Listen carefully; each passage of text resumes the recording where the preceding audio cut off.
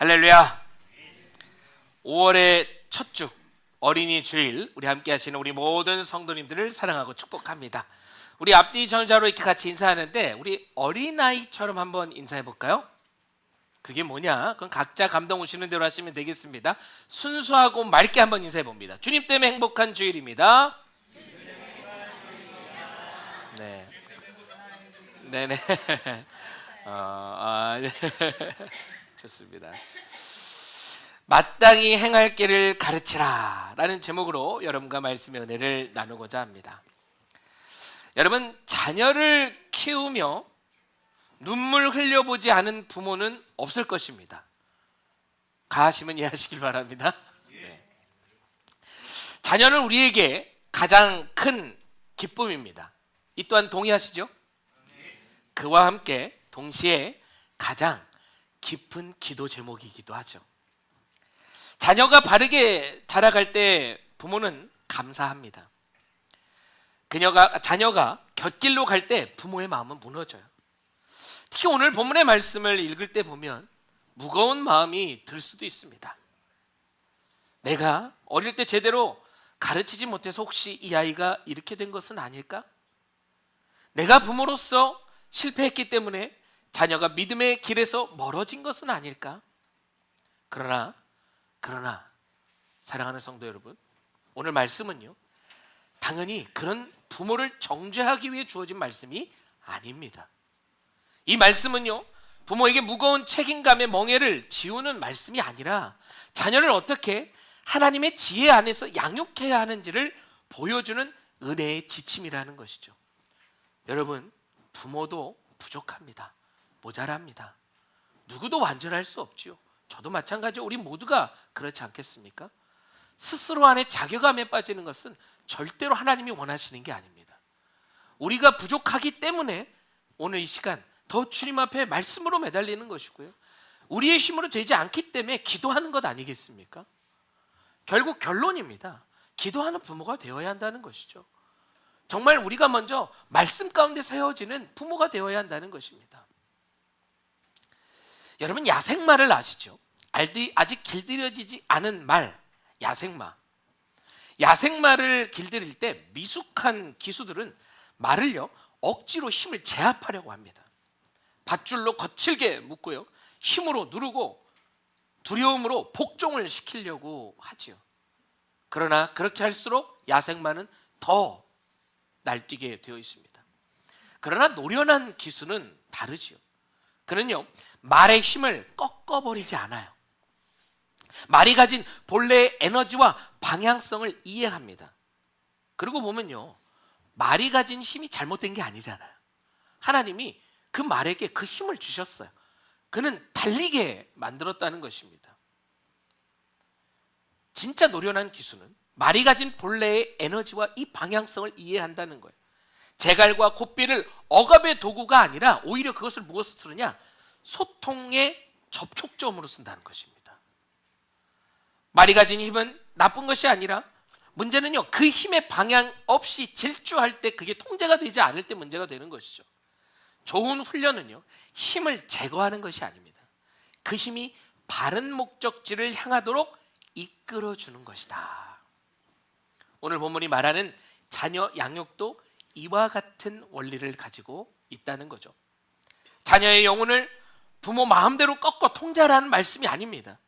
하나님께서 각 자녀에게 주신 고유한 성향과 기질과 그 가능성을 존중하되 그 힘이 죄와 자기중심성으로 흘러가지 않도록 하나님의 말씀으로 방향을 잡아주라는 것이에요. 자녀는 부모의 소유물이 아닙니다. 자녀는요, 하나님께서 부모에게 맡기신 생명인 줄 믿습니다. 그러므로 부모의 사명은 자녀를 내 뜻대로 만들고 컨설팅을 하는 것이 아니라 하나님께서 지으신 목적을 따라 살도록 돕는 자라는 사실이죠. 본문은 이렇게 시작합니다. 마땅히 행할 길을 누구에게 가르치라? 아이에게 가르치라. 여기서 가르치라라고 번역된 히브리 말은요, 하노크라고 합니다. 이 하노크, 가르치다라고 하는 것은 봉헌하다, 헌신하게 하다, 입문시키다라는 의미를 가지고 있습니다. 되게 의외의 뜻이죠. 가르친다라고 하는 게 봉헌하는 것이고 헌신하게 하는 것이고 입문시키는 거래요. 구약에서 이 단어는 집이나 성전 혹은 제단과 같은 것을 하나님께 구별하여 드릴 때의 하노크라고 하는 단어를 씁니다. 그러므로 아이에게 가르치라라고 하는 말은요, 단순히 아이에게 정보를 많이 넣어줘라, 지식을 알게 하라 라는 것에서 멈추는 것이 아니라는 거죠. 좋은 학교에 보내고 또 예절도 가르치고 사회에서 성공할 수 있는 기술을 익히게 하라는 말, 나쁜 게 아닙니다. 필요하죠. 이 사회를 살아가려면 필요합니다. 그러나 그 말에 머물러 있는 말이 아니라는 것이, 자녀에게 지식을 가르치는 일 필요하지요. 성실함을 가르치는 일 필요합니다. 사회생활의 예절과 체계감 가르치는 일 당연히 필요하죠. 자기 재능을 개발하고 맡겨진 일을 감당하도록 훈련시키는 것 또한 우리 부모의 중요한 역할입니다. 성경은요, 결코 무지함을 미덕으로 여기지 않습니다. 잠언 자체가 지혜와 훈계를 강조하는 책이죠. 성경은 게으름을 경계하고 성실함을 칭찬합니다. 지혜로운 분별력을 아주 귀하게 여기고 또 그것을 찬양하는 것이 바로 이 잠언의 말씀이에요. 그러므로 자녀에게 공부를 가르치고 삶의 기술을 익히게 하고 세상 속에 책임 있는 사람으로 살도록 돕는 것은 부모가 해야 할 아주 중요한 일입니다.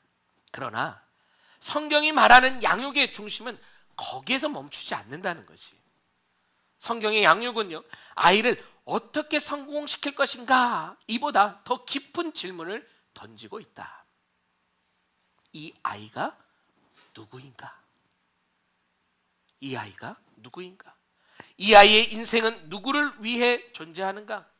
이 아이가 평생 붙들어야 할 궁극적인 그 길, 그 가치는 무엇인가? 이 아이를 흔들리지 않게 잡아주는 그 반석은 과연 어디인가? 세상의 교육은 주로 자녀가 무엇을 할 수 있는지를 물어요. 그러나 성경적 양육은 무엇이냐? 자녀가 누구 앞에 살아야 하는지를 묻습니다. 좀 더 존재론적이고 원론적인 이야기죠. 세상의 교육은요, 자녀의 능력을 개발하는 데 관심이 있습니다. 그러나 성경적 양육은 그의 능력이 누구를 위해 사용되어야 하는지를 가르친다는 거예요. 앞서 말씀드린 야생마를 길들이는 노련한 기수의 예화처럼 그 힘과 방향을 통제하고 억제하는 것이 아니라 어떻게 그 힘을 잘 흐르도록 도와줄 것이냐, 방향 설정에 대한 개념을 이야기하고 있는 것입니다. 세상의 교육은 자녀가 경쟁에서 이기는 법을 가르치지만 성경적 양육은 하나님 앞에서 바르게 사는 법을 가르칩니다. 이건 종교적인 이야기가 아니에요. 기독교에서만 통하는 얘기가 아닙니다. 하나님 앞에 우리가 바르게 산다라고 하는 건 이 땅에서 그 어떤 도덕 윤리보다 더 위에 있는 가치라는 것이에요. 내가 하나님 앞에서 하나님의 법대로 그 말씀대로 내가 온전히 지키며 살아간다? 이 세상에선 존경을 안이 받을 수가 없다는 것이죠. 영향력을 안이 끼칠 수가 없다는 것입니다. 이 차이가 아주 중요한데요, 자녀가 아무리 뛰어난 지식을 가집니다. 그 지식이 때로는 교만을 섬기는 위험이 있을 수 있다는 것이, 자녀가 아무리 좋은 직업을 가져도 그 직업이요, 탐욕의 도구가 되면 불행하다는 것입니다. 자녀가 아무리 많은 성공을 이루어도 하나님을 잃어버리면 그 성공은요, 영혼을 구원하지 못한다는 것이, 예수님께서 말씀하시네요. 마가복음 8장 36절의 말씀을 보니까요, 사람이 만일 온 천하를 얻고도 자기 목숨을 잃으면 무엇이 유익하리요? 무엇이 참된 성공인가를 가르쳐야 한다는 것이죠. 우리 자녀들이 달려가는 그 방향이 어떠한 방향인지를 알려줘야 한다는 것입니다. 부모는 자녀에게 어떻게 하면 남보다 앞설 수 있는가만 가르쳐서는 안 되는 것이, 어떻게 하면 하나님 앞에서 거짓없이 정직할 수 있는가, 누가 보든 보지 않든 하나님 앞에서 코라함되어 라고 하는 그 정신과 그 방향성을 가지고 살아간다면요, 이 세상 그 어디에서도 죄와 또한 나를 유혹하는 그 유혹 가운데서 우리는 넘어지지 않고 건강하게 하루하루를 살아가는 삶의 모습을 보일 수 있다는 것입니다. 부모는 자녀에게 어떻게 하면 세상에서 인정받을 수 있는가만 가르쳐서는 안 되고요, 어떻게 하면 하나님께 기쁨이 되는 삶을 살 수 있는가를 가르쳐야 하는 것, 이것이 성경적 양육의 중심이다라는 것입니다. 신명기 6장은 이 사실을 아주 매우 분명하게 보여주는데요, 하나님은 이스라엘 부모들에게 자녀 교육을 명령하시면서 먼저 이렇게 말씀하셨습니다. 우리 이 말씀을 좀 같이 함께 합독했으면 좋겠는데, 신명기 6장 4절에서 5절의 말씀입니다. 신명기 6장 4절에서 5절 말씀 같이 함께 합독합니다. 이스라엘아 들으라.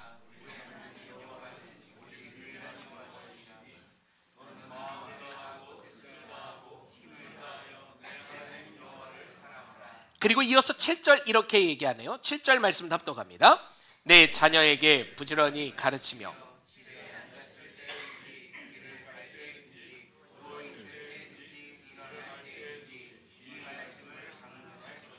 여기서 중요한 순서가 있습니다. 하나님은 먼저 자녀에게 가르치라 라고 하지 않으셨어요.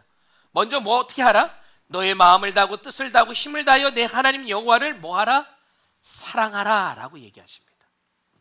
부모의 교육은 부모의 사랑에서 시작된다는 것이 하나님을 사랑하는 것입니다. 아멘이십니까? 하나님을 사랑하는 부모의 마음이 자녀 교육의 토양이 된다는 것이에요. 부모가 하나님을 사랑하지 않으면서 자녀에게 하나님을 사랑하라고 말하면요, 자녀는 그것을 어떻게 알아듣냐? 종교적인 명령으로 알아들을 수밖에 없다는 거예요. 그러나 부모가 하나님을 실제로 사랑하는 모습을 보이면 자녀는 신앙이 삶이라는 사실을 보게 된다는 것입니다. 어찌 보면 당연한 것이죠. 내가 진심으로 행하면 그 진심은 통하게 되어 있다는 것이에요. 내가 하나님 앞에 진실된 신앙의 모습을 보여주면 자녀한테 굳이 어떠한 티칭을 하지 않아도요, 가르치지 않아도 그것을 보고 배운다는 것입니다. 사도 바울도 에베소서 6장 4절 말씀에 이렇게 말합니다. 우리 이 말씀도 같이 함께 합독했으면 좋겠습니다. 에베소서 6장 4절 말씀입니다. 시작. 또 아비들아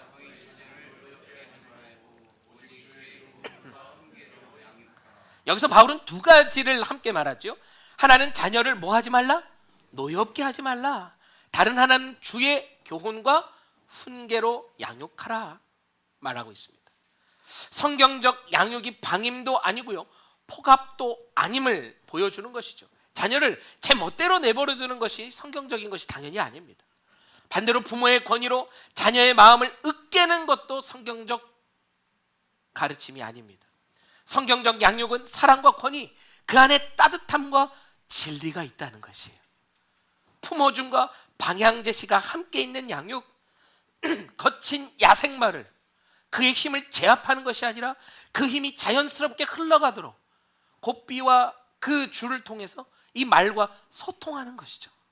그래서 그 힘을 자연스럽게 쓸 수 있도록, 바른 방향으로 달리는 힘으로 쓸 수 있도록 도와주는 것, 그것이 자녀를 노엽게 하는 것이 아니요 교훈과 훈계로 양육하는 모습이더라. 에베소서 6장 4절은 여러 영어의 번역들도 보면요, 주의 훈련과 교육 안에서 양육하라 라고 하는 이 의미를 일관되이 중요하게 번역하고 있어요. 아동 심리학 관점에서도요, 이 균형은 참 중요하게 이야기하죠. 발달 심리학에서 말하는 권위 있는 양육, 이게 뭐냐? 곧 따뜻함과 분명한 기준이 함께 있는 양육은요, 아이들의 자기조절, 책임감, 사회적 유능감과 긍정적으로 이 모든 것들이 연결된다는 점이에요. 반대로 지나친 통제는요, 아이를 위축시킵니다.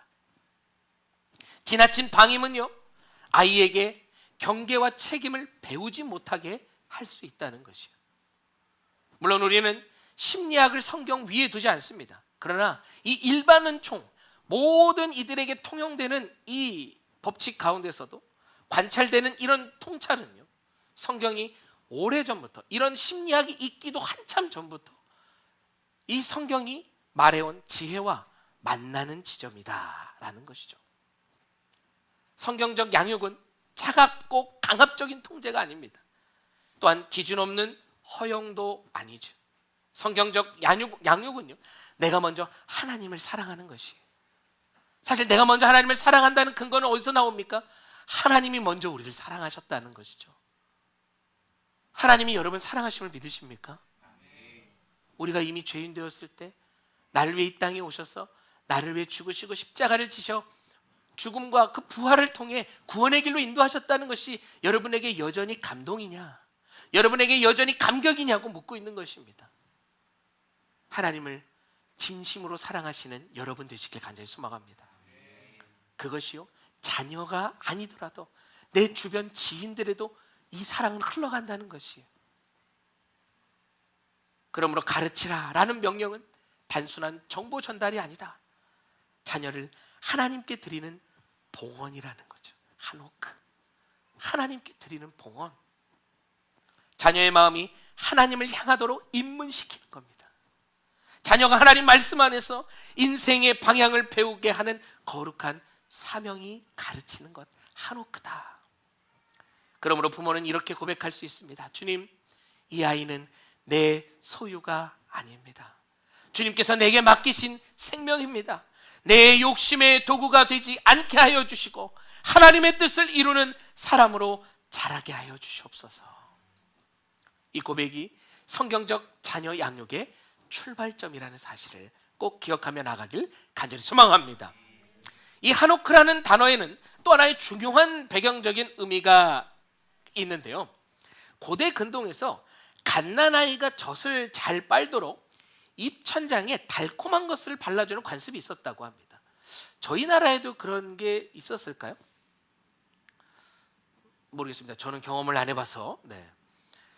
입천장에 달콤한 것을 발라줌으로써 젖을 잘 빨 수 있도록 해주는 관습이 있었다고요.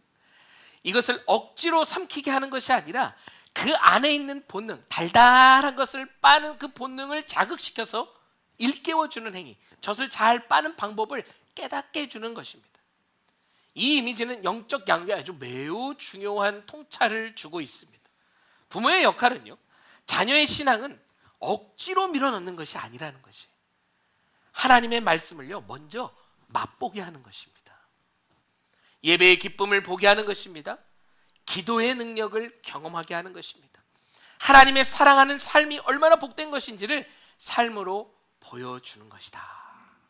저는 오늘 이 말씀을 준비하면서 저희 두 아들을 생각 안 할 수가 없겠죠. 과연 예배의 기쁨을 보게 하고 기도의 능력을 경험하게 하고 하나님을 사랑하는 삶이 얼마나 복된 것인지를 삶으로 보여주는 게 어떻게 하는 걸까? 여러분, 어떻게 하는 게 이렇게 하는 걸까요? 물론 여러 가지 방법이 있겠죠. 여러 가지의 경험케 해주는 루트들이 있을 것입니다. 근데 저는 가장 먼저 대화라고 생각합니다. 대화. 여러분, 자녀들과 대화 잘 하십니까? 국민 여러분, 정지화면 아니죠? 자녀들과 대화 잘 하십니까? 네. 이 대화에서부터 이 모든 것들이 시작되는 게 아닐까라는 생각을 해요.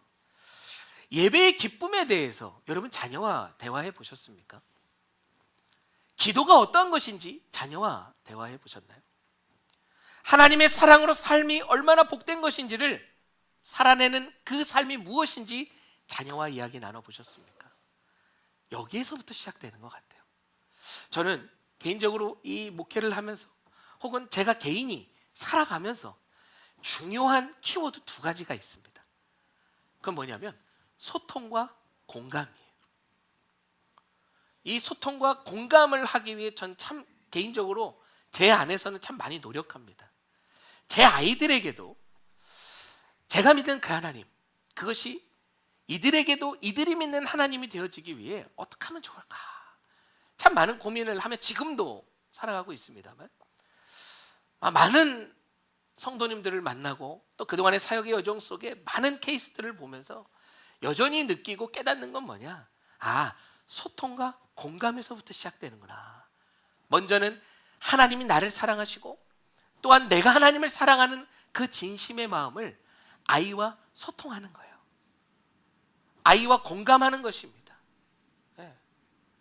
그 소통과 공감의 시간들을 통해서 내가 만난 하나님, 부모가 만난 하나님을 소개하는 것이죠.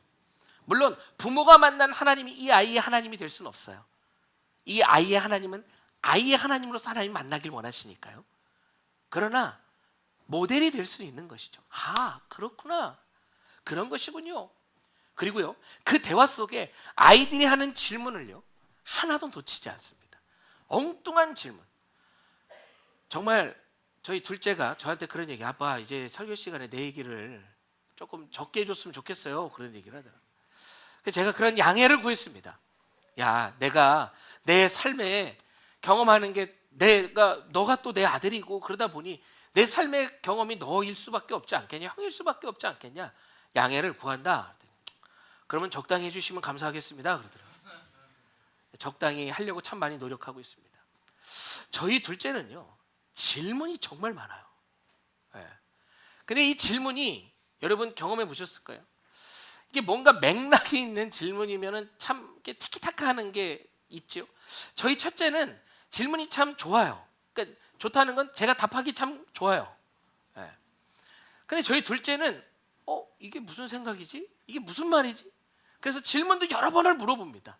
그러면 그 질문의 뜻도 해석하기가 참 쉽지 않을 때가 있어요. 처음에는 야, 무슨 자꾸 그런 질문을 해? 라고 이야기를 했는데, 제가 어린 시절에 그런 질문이 참 많았던 사람인 것 같아요. 네. 근데 저희 원로 목사님이나 저희 한 사모님은요, 그 질문을 다 받아주셨어요. 네. 문득 제 어린 시절이 생각이 났습니다. 그러면서 그 이후부터는 이 아이에게 하는 그 모든 질문들을 다 수용합니다. 일단 그렇구나, 너는 그렇게 생각했구나. 물론 이제 말투를 그렇구나 이렇게 하지는 않아요. 그래, 공감하는 거죠. 그게 잘 무슨 얘기인지 몰라도 일단 공감하면서부터 시작이 되면 이 아이는 자기 말을 들어줬다는 거에 신이 나서 얘기하기 시작합니다. 네, 이건 사실은 뭐 저만의 노하우가 아니라 여러분 다 경험하는 거 아니겠습니까? 누군가가 내 얘기를 잘 들어줘요. 그러면 잘 들어주는 사람에게 더 얘기하고 싶겠죠. 네, 소통. 그러면서 공감되어지고 마음이 열리더라고요. 그러다 보니까요, 어느 순간 이 아이의 질문이 뭔지를 이제는 그 요지를 알겠어요. 아직 문장을 완성하는 이야기를 풀어가는 건 좀 서툴지 모르지만 그 마음이 느껴지는 거예요. 너가 지금 얘기하는 게 이런 거구나. 맞다는 거예요. 그런 어느 순간 대화가 되는 거죠. 예. 그러면 그 아이 수준 내에서 하나님에 대한 질문을 합니다. 아빠, 나 오늘 예배 드리는데 너무 마이쭈가 먹고 싶었어. 마이구미가 먹고 싶어. 이 아이는 두 가지를 얘기합니다. 마이쭈와 마이구미. 마이구미를 더 좋아해요. 꼭 뭐 간식 얘기하면 그거만 얘기해요. 그게 너무 생각이 나서 그러는데, 아빠, 나 마이구미 좀 사줘. 그래요. 예배 내내 자기가 참았다는 거예요. 자꾸 그런 생각이 들었다는 거예요. 스쳐 지나가는 얘기지만 그러면서 예배에 대한 이야기를 또 아이와 또 나눕니다. 어떤 이야기로 시작이 되든 우리 부모가 그 이야기를 잘 듣고 소통하려고 노력하고 공감하려고 하다 보면 그 얘기에 길이 보이기 시작하더라는 것이죠. 결국 예배의 기쁨, 기도의 능력, 하나님을 사랑하는 삶, 어려워 보여요. 그러나 쉬운 것이더라. 아이와 소통하고 공감하면서부터 우리의 신앙의 전수가 시작된다는 사실이죠. 시편 34편 8절을 보니까요, 이렇게 말합니다. 너희는 여호와의 선하심을 맛보아 알지어다. 그에게 피하는 자는 복이 있도다. 자녀가 하나님을 무서운 감시자로만 배우면 신앙은요, 짐이 됩니다. 그러나 자녀가 하나님을 선하신 아버지로 맛보면 신앙은요, 생명이 되는 줄 믿습니다. 그러므로 부모는 자녀에게 신앙의 쓴맛만을 보여주는 것이 아닙니다. 하지마! 안 돼! 너 그러다가 지옥 간다? 여러분 절대 이런 말 하지 마십시오. 지옥 간다는 얘기 자꾸 그걸 협박으로 하지 마십시오. 너 이거 잘못하면 지옥 가? 그러면 자녀들은 하나님을 어떻게 인식하느냐? 지옥 가지 말고 천국 가야지라고가 아니라 지옥에 보낼 수 있는 하나님으로 인식하는 거예요. 두려운 하나님입니다. 심판하시는 하나님, 때리는 하나님. 여러분, 하나님이 우리 죄의 대가대로 때리고 벌했다면 오늘 이 시간 여기 있을 사람 아무도 없습니다. 하나님이 제일 잘하시는 게 뭡니까? 참는 거예요. 인내하시는 겁니다. 기다리시는 거예요. 그런 우리도 지금 여기까지 기다리시지 않았습니까? 신앙에 그 많은 방황이 있어요. 신앙에 그 많은 갈등이 있어요. 그 번민이 있어요. 내가 하나님 앞에 예배하러 나왔지만 예배하러 나온 건지 그냥 형식적으로 나와 있는 건지, 무엇 때문에, 무엇인가 조건 때문에 나와 있는 건지 헷갈리는 그 상황 속에서도 하나님이 만약 너 이러면 지옥 간다, 너 이렇게 예배하다간 지옥 간다, 복음이 그런 것인가요? 하나님은 기다리십니다. 진짜 깨닫고 돌아올 수 있도록 기다려주시는, 그리고 그 모든 주변의 상황들을 통해서 알려주시는 거예요. 귀 있는 자는 들을지어다. 하나님의 말씀이 어떤 것인지 분별하는 은혜가 있길, 여러분에게 그런 은혜가 있기를 간절히 축원합니다. 진리에는 경고가 있습니다. 맞아요. 하지 말라는 거 있지요. 하나님 말씀 속에 범해서는 안 되는 것들 있습니다. 그러나 그 동시에 기쁨이 있다는 사실을 꼭 가르쳐 주시길 바랍니다. 순종에는 절제 있습니다. 절제하는 거 힘들지요. 그러나 그 가운데 자유가 있다는 사실을 꼭 가르쳐 주시기 바랍니다. 신앙에는 십자가가 있습니다. 내가 그 고통의 자리, 헌신의 자리, 나를 먼저 내어주는 그 십자가의 사랑에 나아가야 합니다. 동시에 그 십자가 뒤에 무엇이 있습니까? 부활의 영광이 있다는 사실이에요. 부모는 자녀에게 이 복음의 맛을 보여주어야 합니다. 예배가 짐이 아니라 은혜의 자리라는 사실, 기도가 형식이 아니라, 예배가 형식이 아니라 하나님께 기대는 진짜 살아있는 호흡이라는 사실, 말씀이 잔소리의 근거가 아니라, 틀에 박힌 옛날 얘기가 아니라, 잠 안 올 때 듣는, 자기 위에 듣는 자장가가 아니라 생명의 양식, 그 말씀을 먹지 않으면 영이 죽는다는 사실을 알려주어야 한다는 것입니다. 교회가 억지로 끌려오는 장소가 아니라는 것, 하나님의 백성이 함께 자라나는 공동체이며, 자녀는 부모의 신앙 언어만 듣는 것이 아니라 부모의 신앙의 정서도 함께 느낀다는 사실입니다. 연구에 따르면 아이들은 부모의 행동을 무려 80% 이상 모방한다고 해요. 예전에 어느 날 한 성도님이 저한테 그러시더라고요. 목사님, 원로 목사님하고 걷는 게 똑같아요. 그러는 거예요. 원로 목사님과 걷는 모습이 제가 똑같대요. 그래서 제가 그래요? 내가 다른 것 같은데? 어느 날 이렇게 원로 목사님 걸어가시는 모습을 봤습니다. 내가 저렇게 걷는다고? 하고 제 아들한테 제 걷는 모습을 찍으라고 했어요. 그리고선 이렇게 같이 봤는데 똑같아요. 근데 더 놀라운 사실은 뭔지 아십니까? 저희 아들도 저랑 걷는 게 똑같습니다.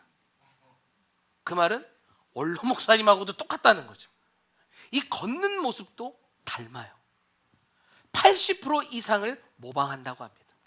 어머니가 아침에 기도드리는 모습, 아버지가 성경을 읽는 경건한 모습이야말로 자녀들 내면의 신앙의 본질을 체질화시킬 수 있는 첫걸음이다라는, 이 또한 소통과 공감이겠죠. 고대 이스라엘은 바벨론 포로라는 위기 속에서 지내온 시절이 있었습니다. 그때 회당에서요, 이스라엘 이 사람들은 그들의 민족의 정체성, 신앙을 지키기 위해 무엇을 했냐? 5세 이상의 아이들에게 토라를 가르쳤습니다. 마을 어른들이 구약의 영웅 이야기를 들려줍니다.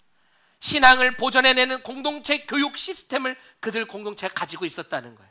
그 포로 압제받고 위협받는 그 시기, 그 상황 속에서도 그들은요, 하나님의 말씀을 가르치는 일을, 그 전수하는 일을 멈추지 않았어요.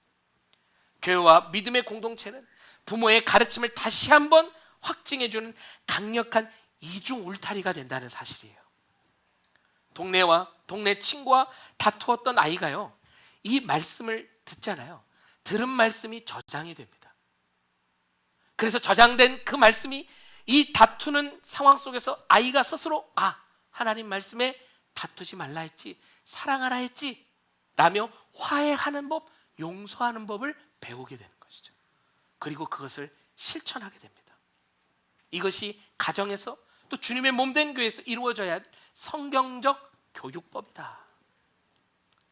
부모가 예배를 기쁨으로 여기면 자녀는요, 예배의 향기를 맡게 된다는 사실이에요.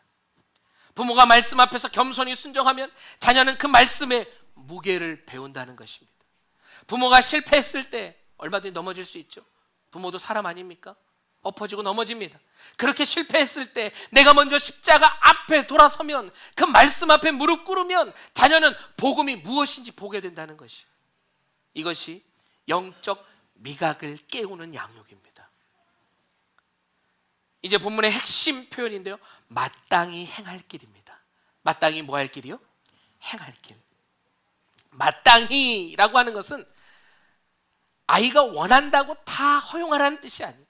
부모의 욕심을 하나님의 뜻처럼 포장하라는 뜻은 더더욱도 아니지요. 마땅히라고 하는 것은 세상의 성공 공식도 아닙니다. 성경이 말하는 마땅함의 기준은요, 하나님이십니다.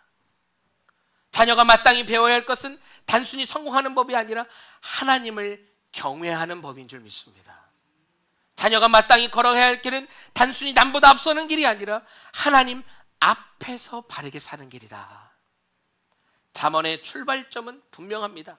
잠언 1장 7절의 말씀을 보니까 여호와를 경외하는 것이 지식의 근본이다. 자녀 양육의 중심에는요, 하나님의 경외가 있어야 합니다. 하나님 경외가 빠진 교육은 방향을 잃습니다. 재능은 있지만 겸손이 없고요, 지식은 있지만 지혜가 없고요, 성공은 있지만 감사가 없는 사람이 될 수 있다는 사실이죠. 부모가 자녀에게 가르쳐야 할 마땅함, 정리하자면 이런 것이에요. 너는 하나님 앞에 사는 사람이야. 너의 은사는 하나님께서 주신 것이야. 너의 인생은 하나님의 영광을 위해 존재하는 것이야. 너는 세상을 따라가는 사람이 아니라 하나님 나라의 백성으로 사는 것이란다 라고 하는 신앙의 본질이 무엇인지를 가르쳐 주는 것입니다. 또한 이어서 나오는 것, 행할 일입니다. 본문은 마땅히 알 길이라고 하지 않고, 마땅히 생각할 길이라고 하지 않고, 마땅히 뭐 할 길? 행할 길이라는 것이 결국 삶으로 나타나야 한다는 것이죠. 하나님이 근본이 되고 하나님을 경외하는 삶을 아는 것으로 멈추는 것이 아니라 살아내야 한다는 것입니다. 신앙은요, 훈련입니다. 감사하는 법을 배우는 것이고, 자신의 욕망을 절제하는 법을 배우는 것입니다. 잘못했을 때 회개하고 때론 사과하는 법을 훈련시키는 겁니다. 돈을 하나님 앞에서 바르게 사용하는 법을 배우는 것이요, 약한 사람을 함부로 대하지 않는 법을 행하는 것, 이것이 행할 길인 거죠. 앞서 말씀드린 이 모든 것들 더 많습니다만 이 모든 게 어디에서 기초합니까? 말씀에 기초하고 있다는 것이죠. 사랑하는 성도 여러분, 우리가 무엇을 가르치는가? 어떠한 길을 걸어가게 하는가? 야생마를 조련하는 노련한 기수, 그는 억제하거나 억압하지 않는다는 것이에요. 그러나 그것을 또한 바라보며 방관하지도 않습니다. 그가 가지고 있는 끈과 그가 가지고 있는 채찍을 가지고 바른 방향으로 그 힘이 향하도록 안내해 주는 것이죠. 도와주는 것이죠. 자녀의 인격을 모욕해서는 안 됩니다. 말로 아이의 존재를 부정해서도 안 돼요. 참 저도 많은 실수를 했었는데 이런 말 많이 하죠. 너는 왜 그렇게 하냐? 너 그렇게 하면 안 돼. 너는 왜 그 모양이냐? 너는 안 된다. 너 때문에 내가 못 산다. 이러한 부정적인 말, 아이 안에 너의 존재 자체를 그렇게 부정적으로 심어주는 말들은 우리가 삼가해야 된다는 것이. 아이도 실수할 수 있고 부모도 실수할 수 있습니다. 그럴 때 우리가 하나님 앞에서 어떻게 서야 할지, 하나님은 그들에게 무엇을 이야기하시는지, 이런 상황 속에서, 이런 엎어짐, 이런 실패 속에서 하나님은 우리를 다시 어떻게 일으켜 세우시는지를 말씀에서 그 지혜를 찾아야 한다는 것입니다.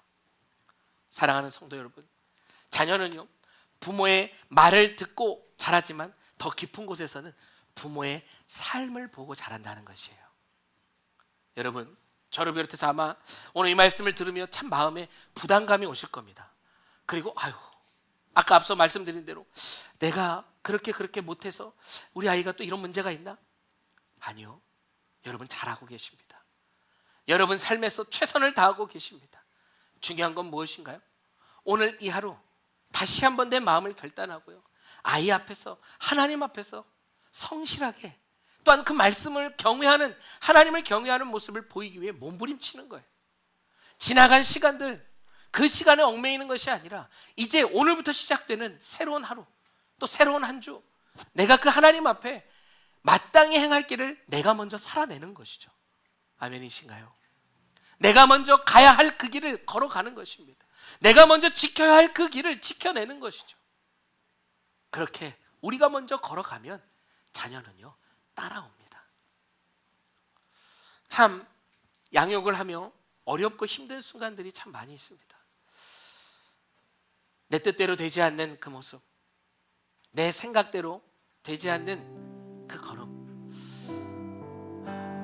때로는 자녀하고 부딪혀요. 그리고 나면 밤에 잠이 오질 않습니다. 때로는 서럽기도 하고 억울하기도 하고 화가 나기도 하고요. 내가 이 자식을 키우기 위해서 내가 여태까지 어떻게 했는데 진짜 내 인생이 소비되는 것 같은, 그저 공중에서 사라지는 것 같은 괴로움을 느끼기도 합니다. 자녀들도 그렇겠죠. 부모님에게 혼이 나고 나면 진짜 내가 이놈의 집구석 나가고 말지, 이런저런 극단적인 생각들을 하게 됩니다. 근데요 우리 모두는 알아요. 서로가 사랑한다는 걸. 순간적인 그 감정에 하지 말아야 될 말들, 원치 않는 마음들, 진심이 아닌데 나온 그 많은 말들이 있습니다. 저는 하나님을 경외하고 말씀 위에 선다는 건 뭐냐, 그런 우리의 실제 마음을 말씀은요 제대로 보게 해주신다는 거예요. 그런 우리의 진심의 마음을 자녀와 소통할 수 있도록 말씀은요 도와준다는 거예요. 그렇기 때문에 자녀에게도 부모에게도 하나님의 말씀은요 서로가 행복할 수 있는 유일한 방법인 줄 믿습니다.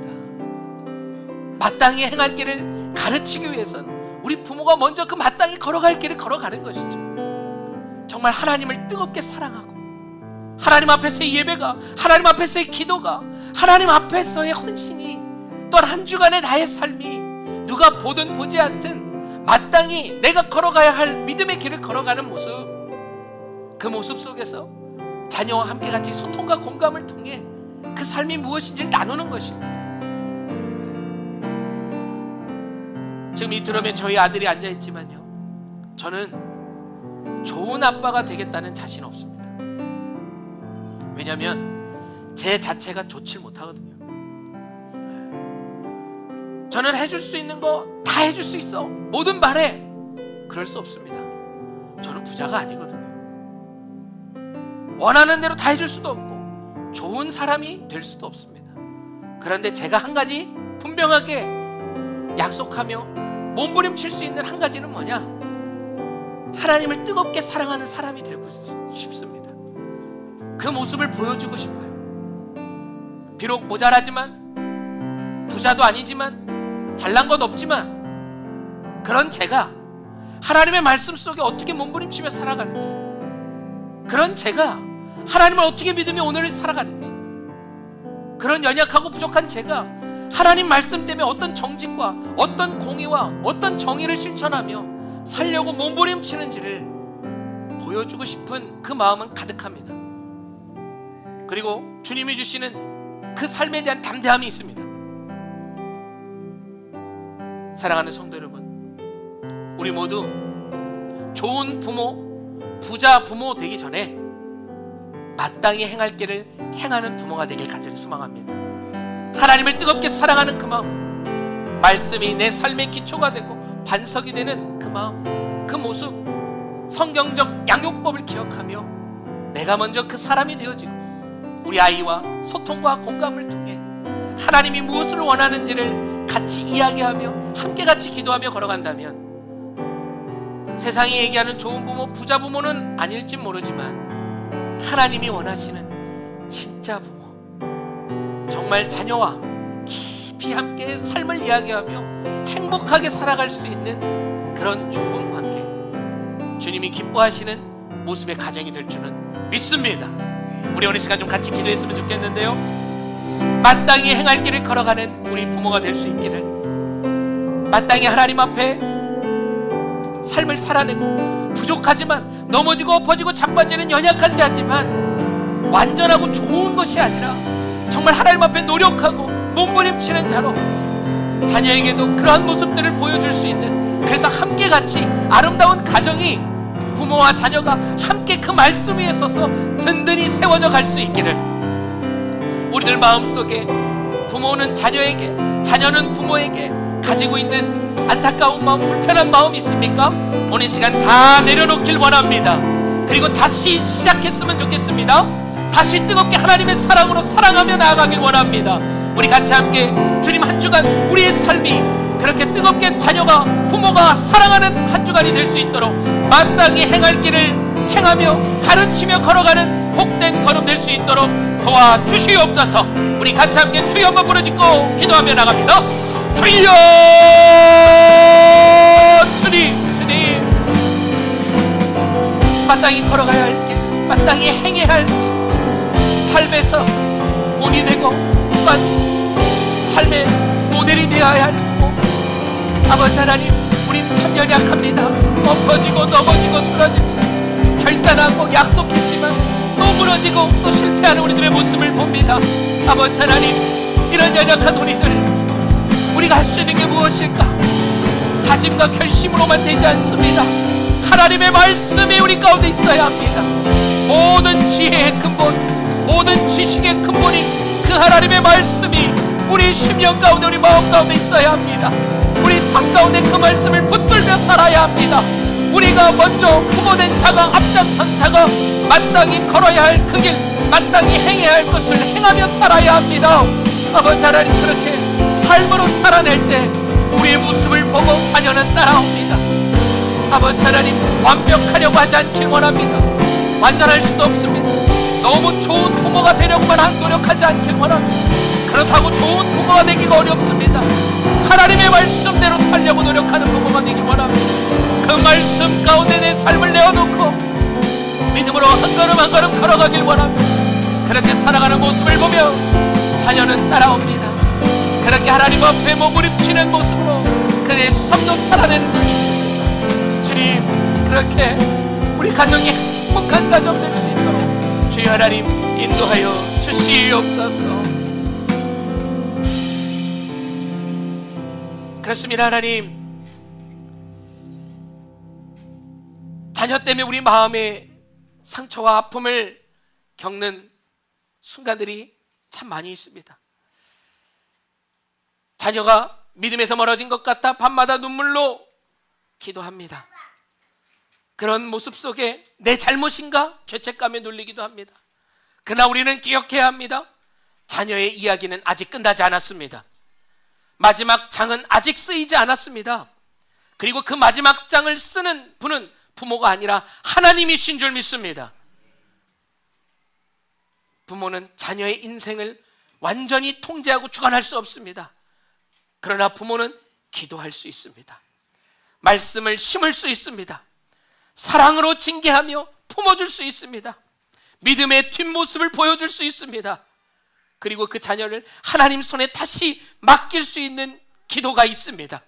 정말 우리가 자녀를 진정으로 사랑한다면 무조건 편한 길만 열어달라고 기도하는 것이 아니라, 고난을 전혀 겪지 않게 해달라고만 기도하는 것이 아니라, 오히려 내 자녀가 고난 속에서도 무너지지 않게 하여 주시옵소서. 세상의 유혹 속에서도 하나님을 기억하게 하여 주시옵소서. 폭풍 속에서도 다시 일어나는 믿음의 사람이 되게 하여 주시옵소서. 자신의 재능과 기질을 죄를 위해 쓰지 않고 하나님의 나라를 위해 쓰게 하여 주시옵소서. 이런 기도가 우리들이 자녀를 위한 기도하는 제목이길 원합니다. 주님, 아직 끝나지 않았습니다.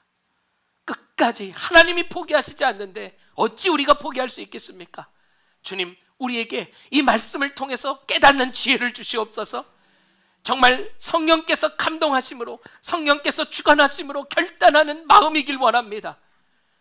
너무나 간절히 바라기는 우리 십정동교회 다음 세대들이 아름답게 세워지고 이 가르침으로, 이 말씀의 지혜로 건강하게 자라서 예수님이 몸이 자라고 키가 자라심에 따라 그의 지대에도 자랐던 것처럼 우리 자녀들도 예수님을 꼭 닮은 자로 성장하며 나아갈 수 있도록 도와주시옵소서. 부족하지만, 연약하지만 부모로 우리를 부르셨습니다. 그런 우리도 하나님 말씀으로 지어져 가겠습니다. 하나님 말씀으로 만들어져 가겠습니다. 몸부림치며 나가겠습니다. 주님, 그럴 때 우리 귀한 가정에 놀라운 변화가 일어나고 놀라운 사랑의 하나 되는 연합의 공동체가 될 줄로 믿습니다. 바라보며 기대하며 걸어가는 올 한 달이 되게 하시고 우리 삶에 거름될 수 있도록 도와주시옵소서. 모든 말씀 살아계신 예수님의 이름으로 기도합니다. 아멘.